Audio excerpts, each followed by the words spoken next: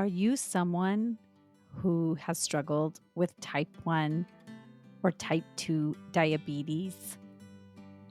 Are you now pregnant or considering being pregnant?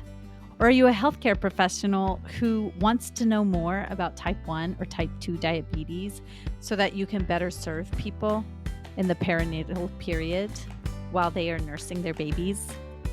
This week's quick hit episode of the Milk Making Minutes is all about people who are nursing their babies with type 1 or type 2 diabetes. So let's get into it. When I began breastfeeding, I was blindsided by how difficult it was. I may have thought I was prepared, but having known only a handful of people who had ever breastfed and only seeing it up close from a couple of them, I had a huge learning curve. Since then, I've become a doula, a lactation consultant, and a childbirth educator. I'm your host, Lo Nigrosh, and I welcome you to the Milk Making Minutes, where we explore breastfeeding experiences through the lens of systemic barriers, so that you know your breastfeeding struggles are not your fault, and your triumphs really are the miracles you feel they are. I decided to do an episode about type 1 diabetes because on episode 83, which came out on Monday with Megan, a doula from Illuminated Birth, she has type 1 diabetes, and only 5 to 10% of diabetics have this form of the disease. It occurs when the insulin-producing beta cells in the pancreas are destroyed, leaving the body unable to produce insulin, which is the hormone needed to convert sugar, starches, and other foods into fuel for the body. So without insulin, blood sugar can rise to dangerous levels and cause health complications. And so Megan has type 1 diabetes, and you'll get to hear an interview of how she describes what nursing was like with type 1 diabetes. But I thought I would go into how you can care for somebody who has diabetes, whether or not it's type 1 or type 2, or what you can do as a person with type 1 or type 2 diabetes if you are preparing to nurse your babies, what you can do to make sure that you are fully ready for this experience. First of all, you should know that diabetes, neither type 1 nor type 2, is transmitted by nursing. There was some research that linked early formula exposure to increased risk to type 1 diabetes. And so you often hear this spouted in the evidence of why we should breastfeed more babies. And I am getting this information from Nancy Moorbacher's book, Breastfeeding Answers, a Guide for Helping Families, which I often refer to on the Milk Making Minutes. So there was a systemic review done on all the research available on this topic, and it found that this evidence is inconclusive.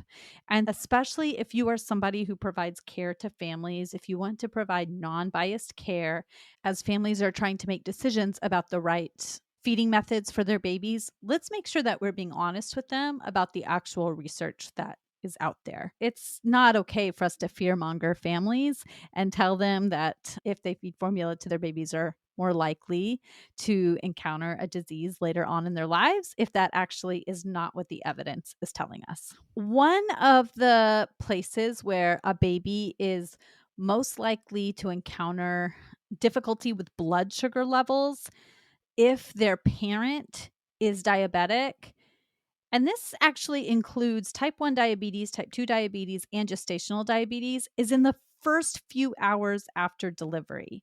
Because during pregnancy, keeping the parent's blood sugar levels within a healthy range is really important. And so sometimes, if the parent hasn't been able to do so for whatever reason, it just was really difficult. And so they were really trying, but it's hard to keep those levels um, where they needed to be, or they did not have great access to healthcare. And so their blood sugar levels were really high. Then you might have a baby that is at, first of all, increased risk to type 1 diabetes themselves, but they are also at increased risk of preterm birth, respiratory disease syndrome, heavier than average birth weight, exaggerated newborn jaundice, and low blood sugars. And so if you are somebody who has Any form of diabetes, especially if it's been controlled by insulin, baby's blood sugar levels will be monitored very closely in the first few hours and day or two after birth. Hey listeners, Lo here, coming in with a correction. After I originally published this episode, it was out for a little over a week when my guest Megan reached out to me and lovingly sent me a correction, which is this.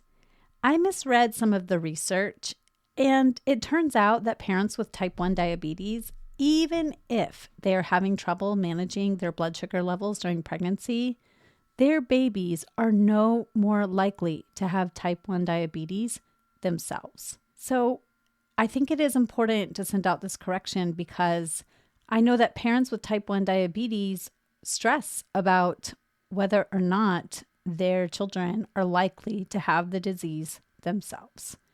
So thanks, Megan, for sending out this correction. I always want to make sure that I am disseminating correct information.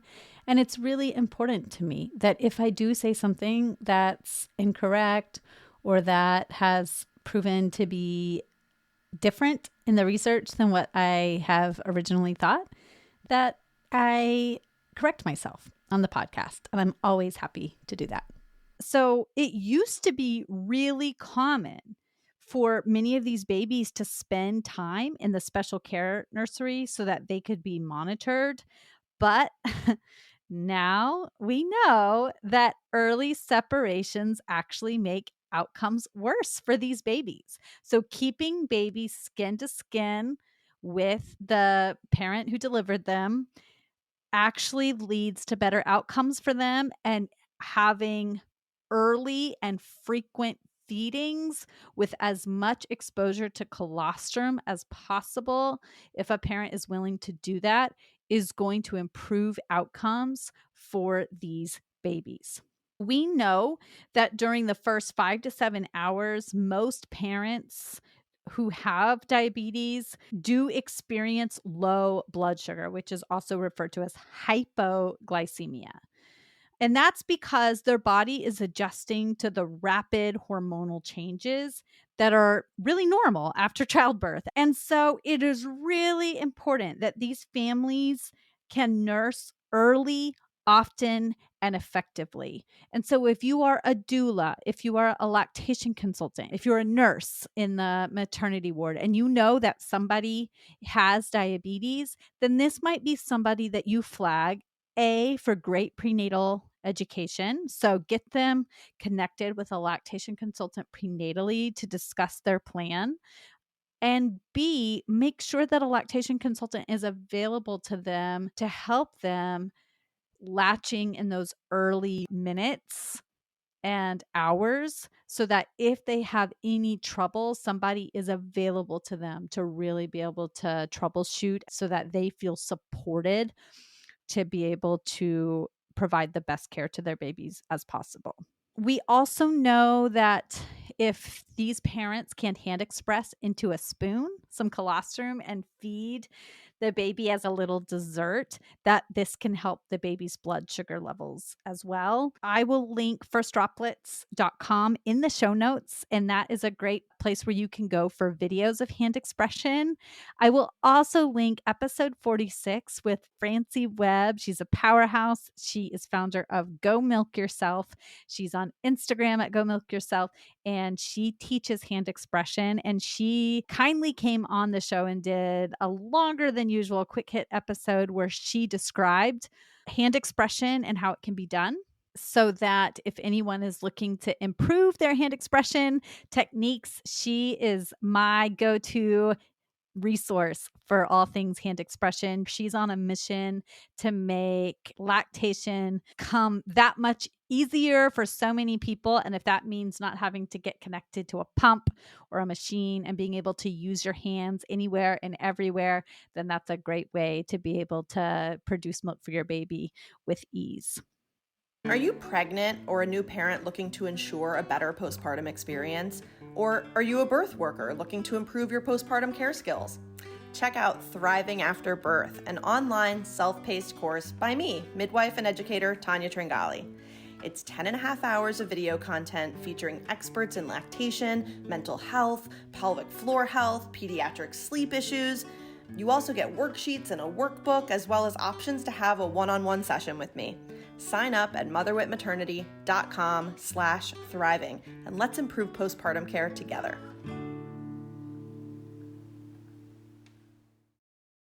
We also know that often milk is delayed for parents of type 1 diabetes and type 2 diabetes, actually. So, on average, this delay is by about 1 day. And we think the research indicates that this might be because the oxytocin levels are lowered as a part of the mechanisms of diabetes. If this is the case, if we know that babies need early exposure to breast milk, if they are born to parents of diabetes, then knowing that they have access to expressed milk can be really great. And one thing that's great to do prenatally is to begin expressing milk in the third trimester. A lot of providers used to tell people to avoid expressing milk because it could trigger preterm labor. This has now been debunked, essentially. So there was an Australian randomized control trial in 2017. There were 635 low risk mothers with either type 1 or type 2 diabetes. They were randomly assigned to one or two groups. One was standard care and two was twice daily hand expression from 36 weeks of pregnancy until delivery. No adverse effects of hand expression on their pregnancies were found. It really is great for everybody to do some hand expression in case that colostrum is needed for their babies for whatever reason, but especially people who are worried that their baby's blood sugar might be low after delivery, to have that hand expression ready to go. You can bring it with you to the hospital. Don't worry so much about which outfits your baby is going to wear. Worry more about what you're going to be feeding that baby. And that colostrum can be really great for the baby. So the carbohydrate content of human milk is about 70 grams of carbohydrates per liter. This is the same as infant formula. But one big difference between human milk and formula is that formula's fat content is about 10 grams per liter lower than in human milk, because fat modulates glucose absorption into the bloodstream. This difference in fat content makes it likely that babies fed human milk have less blood sugar variability than babies fed formula. I'm reading this from Breastfeeding Answers, a guide for helping families. That came directly from there. And she cited a researcher, Miller et al. From 2017.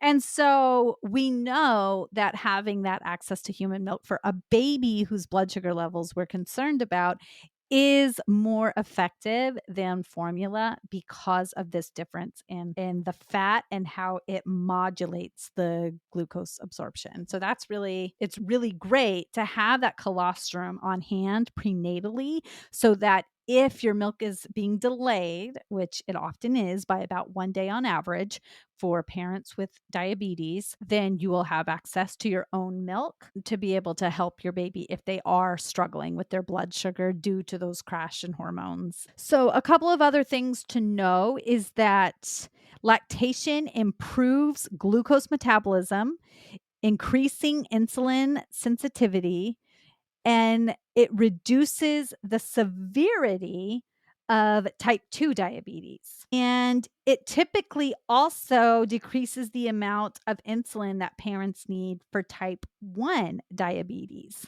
which is so fascinating. Parents with type 1 diabetes need less insulin, between 27% and 50% less.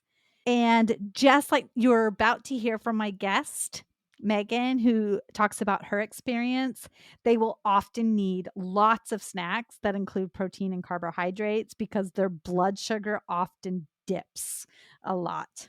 And weaning often needs to be done really gradually to be able to maintain their blood sugar control a little bit easier. And then the final thing that I wanted to mention was that the treatment for diabetes does not impact the baby. So the insulin replacement needed by people with diabetes does not affect the nursing baby. Those molecules are just way too big. And I have another episode about medications in human milk. I will link that in the show notes as well. That episode talks all about how scientists determine whether or not medication will impact an infant if the person feeding that infant human milk is taking a medication. And then the same for treatment for type 2 diabetes. The insulin injections are sometimes used to keep blood sugar levels in the normal range. They can be continued, and sometimes hypoglycemic medications may be prescribed. And medications commonly used to treat type 2 diabetes in lactating parents appear to be acceptable to use during breastfeeding. I'm getting all of this from Nancy Moorbacher's book as well. But she also mentions a book called Making More Milk, which describes some more quote unquote natural treatments for type 2 diabetes. And so if you are someone who struggles with type 2 diabetes, you might decide that getting that book, Making More Milk, is something that you would like to invest in. If you would like to get it directly from my bookshop, which is linked in the show notes, you can do so. So with that being said, if you are somebody who would like some prenatal education around this or any other topic, please reach out to me. You can find my information in the show notes as always. But now, with no further ado, I give you my conversation with Megan, who was my guest on episode 83, where she discussed her experiences breastfeeding both of her children. Her first experience was much more difficult than the second. She talked about the differences in those experiences. So be sure to check that episode out. We continued our conversation and talked about specifically what it was like to have type 1 diabetes and be nursing. And so I give you my conversation with Megan about what that was like for her. Yeah, so there's this weird effect that happens with having type 1 diabetes when you're breastfeeding, which is that during the process, your blood sugar gets low a lot. And I don't think that's universal, but it definitely happened to me. And it's definitely something that I've heard a lot about from other people. And what that meant was that I just had to always have a stash of snacks nearby. When your blood sugar gets low, it can definitely be frustrating and it doesn't feel great, but it was nice once I got into a rhythm with it because I could just plan any time that I was going to be nursing to also be snacking at the same time. And that freedom of going from having to have perfect control and only eating certain things and always being super concerned about your blood sugars in pregnancy to what felt like an all-you-can-eat buffet type of situation in postpartum and while breastfeeding was really nice both times, actually. Just being able to go back to eating whatever and knowing that my blood sugar was more likely to get low than to run high. It's kind of nice to have that freedom. What would happen if you didn't have access to those snacks? If your blood sugar gets too low, eventually you can pass out, and that can be very serious. But that's pretty rare to have that happen because most people with diabetes are like, that can happen at any time. And so we always have juice and snacks and things like that nearby to deal with it. But yeah, there's always the potential whenever somebody's blood sugar gets low that they could pass out. And obviously, once you've passed out, if your blood sugar is low, you need assistance from other people to help you get back up into a normal blood sugar zone. Otherwise, it could have very serious consequences. Okay. Yeah, it is dangerous to have lows, but you feel them when they're coming on. You feel them as like shakiness and a little bit of sweating. Like that feeling of if you've ever had a low blood pressure incident, like where if you've had a stomach bug and you're feeling really sick, it's that same feeling of everything just feels weak and shaky. And And your pump is actually managing the highs, not the lows. And Right, so yeah. some people have insulin pumps that manage their blood sugars for them. Like they have a continuous glucose monitor and an insulin pump that work together. And the pump will read their blood sugars and react. So it will either stop giving insulin if they're dropping or give a little bit more insulin if their blood sugar is going high. In my case, I didn't have a continuous glucose monitor with either of my pregnancies. So I'm the person telling my pump what to do. So if when I eat a meal, I carb count and I see how much insulin to give, and I tell my pump to do that. And if I'm getting low, I don't usually do anything for my pump unless it's like a prolonged low where I need to suspend it from giving insulin. It's usually just treated with food. Okay, Yeah. I see. Yeah. Wow. So going from that really strict managing of food during pregnancy to having the freedom to eat a lot of snacks and then having to carry around tons of snacks if you're out and about. Yep. It is also the downside, making sure you're always having things with you. And that continued all the way through toddlerhood too, even when they were nursing in toddlerhood, even though it's not as much. Yeah, it definitely seemed to always have an effect on my blood sugar. I just got used to managing it by, if my blood sugar was running a little bit on the higher side before nursing, I didn't have to do anything. But if I was already in a situation where I might have a low blood sugar, I would try to eat something as I started to nurse. This is a little bit of a random question. It doesn't have anything to do with breastfeeding in particular, but do some people have dogs that help them manage blood sugar? Yeah, there's dogs that are trained to be able to sense changes in, or smell basically changes in blood sugar. Diabetes alert dogs is what they're called. That's amazing. And as you heard right there at the end of the recording, we were wrapping up, but then I got interrupted by my own children, as sometimes happens when you podcast from home and you homeschool your children. So we were at the end of our interview by then, but I did not get to put a nice little bow and thank Megan for coming on, although I had done that already once before. And then we realized that we didn't really talk about type 1 diabetes as it related to breastfeeding. We had already talked about it as it related to pregnancy and how that caused some extra complications in her pregnancy, birth, and postpartum, and what that meant for breastfeeding. We had already ended our interview, and then we recorded again because I wanted to hear about what that was like for her, given that this is a unique experience, given the number of people who actually have type 1 diabetes. Whether you are somebody who has type 1, type 2, or gestational diabetes, and you're thinking about how you will care for your baby once they are born, and you're looking at your human milk feeding options, or whether you are somebody who cares for people in the perinatal period, I hope that you will share this episode with people you know need to hear it. And for anyone who cares about reducing barriers to human milk feeding, like disseminating correct information when it comes to higher risk pregnancies and making sure that those families get the correct information when it comes to human milk feeding, join my Milk Making Minutes community group on Facebook.